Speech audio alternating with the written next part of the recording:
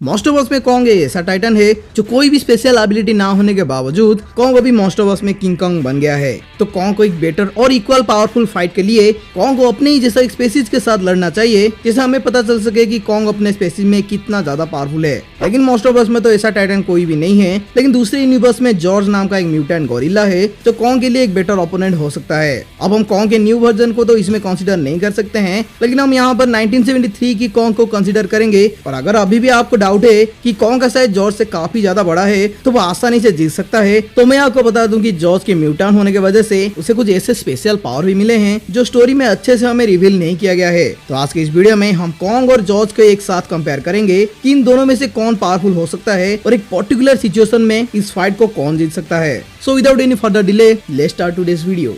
सबसे पहले हमारे कॉन्ग की बात किया जाए तो कॉन्ग मॉन्स्टरवर्स का one of the most popular और पावरफुल टाइटन में से एक है। कॉन्ग का साइज ऑर्डिनरी गोरिल्ला के साइज के 30 गुना तक बड़ा है और 1973 में कॉन्ग का साइज 120 फीट और वेट 160 टन का था, जो 36 एलिफेंट के वेट के बराबर होता है। तो कॉन्ग के इस फिजिक्स की वजह से ये काफी ज्यादा ही खतरनाक हो जाता है, क्योंकि कॉन्ग का हर एक पावरफुल पंच में हजारों किलो न्यूटन का फोर्स होता है, जो किसी भी तरह के टाइटन के जबड़ा को तोड़ने के लिए काफी होता है। और कॉन्ग इतना ज्यादा बड़ा है कि हेलीकॉप्टर भी उसके लिए एक टॉय कार की तरह है, जिसे वो एक ही हाथ में बिना किसी तकलीफ के उठा सकता है और एक बड़े से नारियल के पेड़ को भी एक ही बार में उखाड़कर लकड़ी की तरह फेंक सकता है। कॉन्ग इतना ज्यादा बड़ा होने के बावजूद वो काफी ज्यादा ही फास्ट और ड्यूरेबल है और उसके एक्सट्रीम साइज और पावर की वजह से कॉन्ग बड़े बड़े मॉन्स्टर को आसानी से मार गिराता है। तो कॉन्ग के स्ट्रेंथ के साथ साथ उसका दिमाग उसे बाकी टाइटन से बहुत ही अलग बनाता है, इसलिए वो अपने हाथों से ही वेपन को क्रिएट कर पाता है। कॉन्ग पहले से ही स्कॉलैंड पर रहा है और वो अपने सर्वाइवल के लिए अपने लाइफ में बहुत ही लड़ाइयाँ लड़ा है और कॉन्ग ने अकेले ही उस आइलैंड पर बहुत सारे स्कॉल क्रॉलर और मायर स्क्वाड जैसे टाइटन को अकेले ही डिफीट किया है।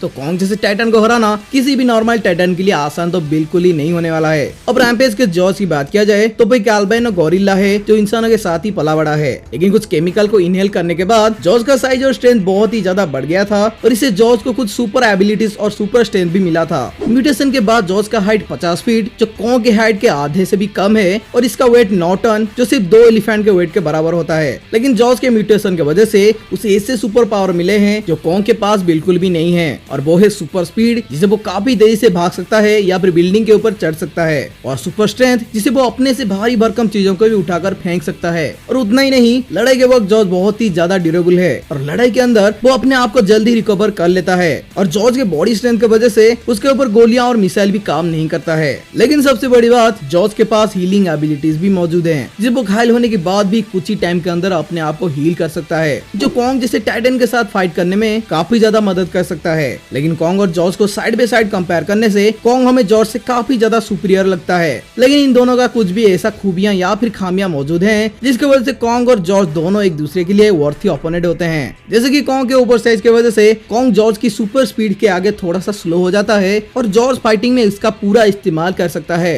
जैसे कि जॉर्ज कॉन्ग के पीछे से अटैक कर सकता है या फिर उसके वीक पॉइंट को अटैक करके उससे नॉकआउट भी कर सकता है। कॉन्ग और जॉर्ज दोनों को ही चीजों को हथियार की तरह यूज करना आता है, लेकिन कॉन्ग अपने हाथों से भारी भरकम चीजों को वेपन की तरह यूज कर सकता है, जिससे कॉन्ग का अटैक ज्यादा से ज्यादा इम्पैक्ट करता है। फिर भी जॉर्ज का दिमाग किसी इंसानों के दिमाग के बराबर होता है और जॉर्ज इंसानों के साथ ही रहा करता था, तो उसका दिमाग एज कम्पेयर टू कॉन्ग थोड़ा सा ज्यादा इवॉल्व्ड है, जिसकी वजह से जॉर्ज इंसानों की तरह फाइट टेक्निक और टैक्टिक भी बना सकता है। इसलिए जॉर्ज के जीतने की चांसेस भी थोड़ा ज्यादा ही बढ़ जाते हैं। कॉन्ग अपने पावर और स्ट्रेंथ की मदद से जॉर्ज को एक ही बार में मार सकता है, लेकिन जॉर्ज घायल होने के बाद भी अपने बॉडी को रिकवर कर सकता है। लेकिन कॉन्ग फाइट के दौरान घायल होने की वजह से वीक भी हो सकता है। उस लड़ाई में जॉर्ज के ऊपर पूरा का पूरा बिल्डिंग गिर गया था और जॉर्ज के बॉडी के अंदर एक रॉड भी घुस गया था, लेकिन जॉर्ज फिर भी लड़ाई में टिका रहा था क्योंकि वो अपने आप को काफी कम टाइम में हील कर दिया था। लेकिन सबसे पहले अगर कॉन्ग और जॉर्ज के बीच लड़ाई होता है तो उनके जीतने की चांसेस उनके फाइटिंग एनवायरनमेंट के ऊपर ज्यादा डिपेंड कर सकता है। जैसे कि फाइट के वक्त नेचुरल एनवायरनमेंट कॉन्ग के लिए काफी फायदेमंद हो सकता है और सिटी एनवायरनमेंट के अंदर जॉर्ज को काफी फायदा पहुंच सकता है। जॉर्ज बड़े बड़े बिल्डिंग के ऊपर चढ़ सकता है और बिल्डिंग के पीछे छुपकर कॉन्ग को पीछे से अटैक भी कर सकता है।